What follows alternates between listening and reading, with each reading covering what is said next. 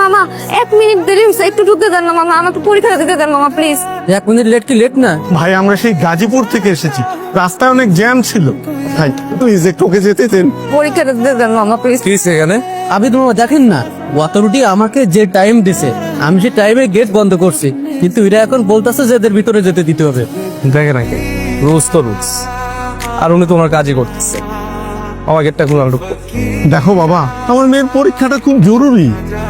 Uncle এবার তো আর হবে না, সেকেন্ড টাইম চান্স আছে তখন দিয়ে। আর ভার্সিটির কি অভাব আছে নাকি? গেটটা খুলবো না মামা তুমি? ভাইয়া আমার মা নেই, আমার মায়ের অনেক স্বপ্ন ছিল আমি ইউনিভার্সিটিতে পড়বো। আমি যদি পরীক্ষাটা না দিতে পারি, এখানে চান্স না পাই, তাহলে আমার মায়ের স্বপ্ন পূরণ হবে না, আমার মায়ের আত্মা কষ্ট পাবে। ভাইয়া মামা গেটটা খুলো। মামা কি বলতেছেন আপনি? গেটটা খুলতে বলছি মামা, আমার কাজিনের ভিতরে দিয়ে আসবো, পরীক্ষা দিবে। এখনই তো কথা বলা শুরু করলেন, 1 সেকেন্ডের ভিতরে কাজিন হয়ে গেল। হ্যাঁ 1 সেকেন্ডে কাজে মিস। আঙ্কেল আমি ওকে ভিতরে দিয়ে আসছি, আপনার কোনো সমস্যা নাই তো? না বাবা, আমার কোনো সমস্যা নাই। হ্যাঁ সমস্যা। আপনার হাতটা একটু দিবেন।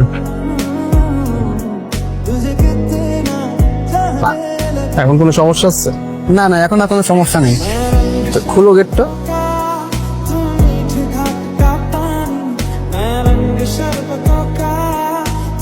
জীবনে কোনো ছেলে প্রথম আমার হাত ধরলো, আমি সত্যি অবাক। একটু আগে কাঁদছিলাম, ভেতরে ঢুকতে পারবো না ভেবে, আর এই ছেলেটা আমার হাত ধরে নিয়ে যাচ্ছে। ক্যাম্পাসের প্রভাবশালী কেউ হবে।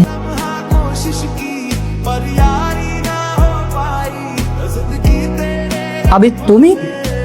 স্যার ও আমার কাজিন, রাস্তায় জ্যাম তো তাই আসতে একটু দেরি হয়ে গেছে। আমি চাই আপনিও একটু অ্যালাউ করুন এক্সাম দিতে। আবিদ, শুধুমাত্র তোমার জন্য আমি অ্যালাউ করছি। তাছাড়া তোমার জায়গায় অন্য কেউ হলে হয়তো অ্যালাউ করতাম না। অ্যালাউ করছি তার কারণটা হচ্ছে যে তুমি কলেজ ক্যাম্পাসের টপার, আর একই সাথে ক্যাম্পাসের ছাত্র সংসদের ভিপি। আমি যতটুকু জানি যে তুমি কোনো অনৈতিক কোনো প্রস্তাব নিয়ে কখনো আসোনি। ঠিক আছে, আমি তোমার কাজিনকে অ্যালাউ করছি। তুমি দাঁড়িয়ে আছো কেন? Already 5 minute late. নাও তোমাকে ওএমআর শিট দিচ্ছি, নাও। অলরেডি 5 মিনিট লেট করে ফেলেছো, যাও বসো। Thank you sir.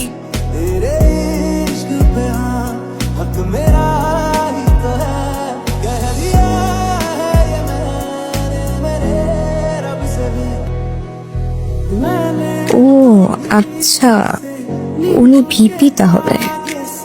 তাই তো বলি এত দাপট।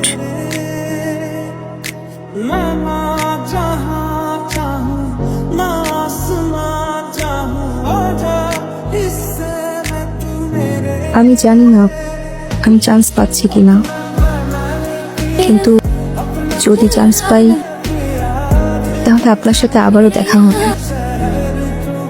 আপনাকে ধন্যবাদ দিব, আপনার এই উপকার আমি কখনো ভুলব না।